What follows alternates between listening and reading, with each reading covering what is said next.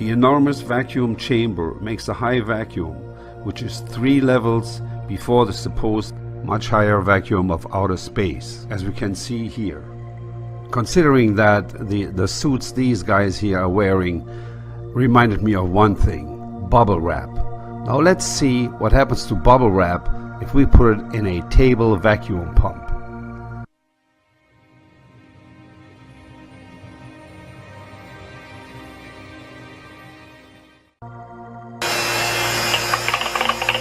Oh my God, look at it! Woo! Oh my God, look at it! The ridiculous spacesuits, which the Hollywood and NASA Freemasons like for us to accept as real, would suffer the same fate in the vacuum of space as bubble wrap in a tabletop vacuum chamber, being popped and depleted of oxygen instantly. And seeing as the human body mainly consists of water, the following clip will demonstrate what would happen to these astronauts.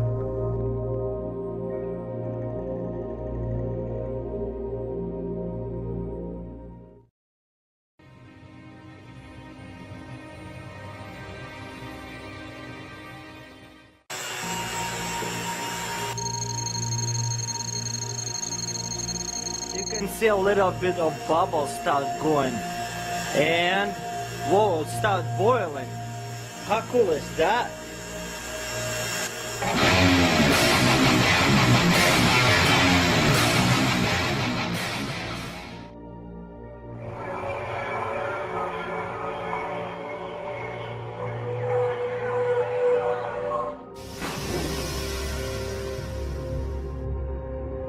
But the ultimate and most dangerous test was a huge, specially constructed vacuum chamber.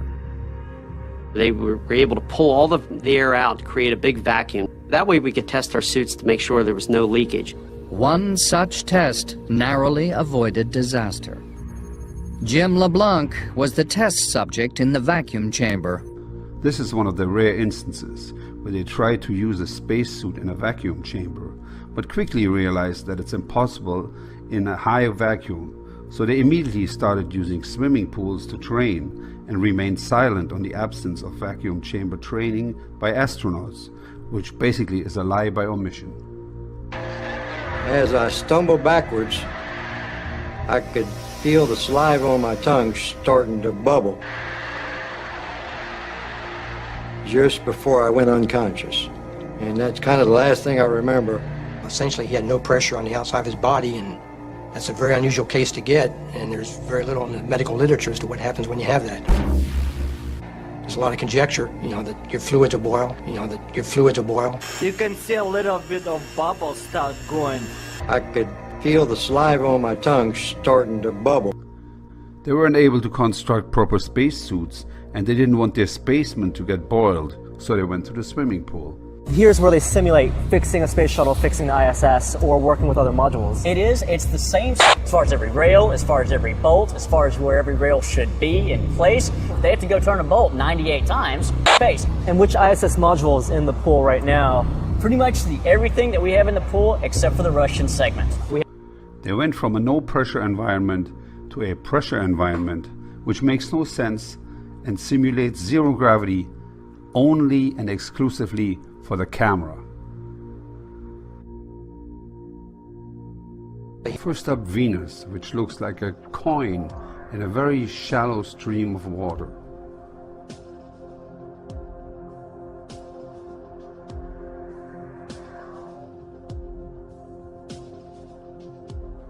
But what really caught my eye was Sirius.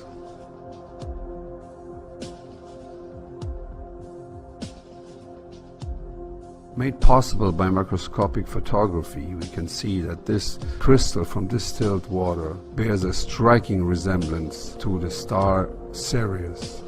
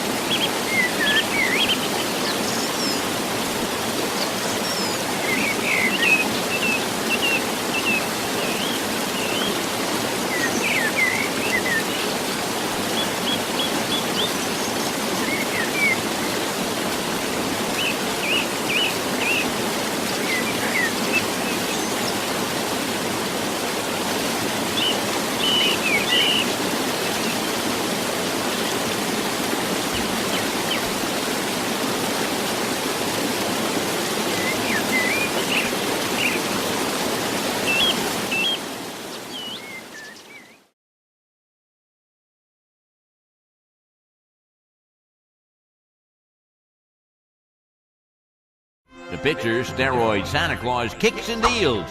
It's a long fly ball going back, and the ball shatters the sky, bringing the ocean itself down into the stadium. Oh, Simpson just broke this dream's reality wide open.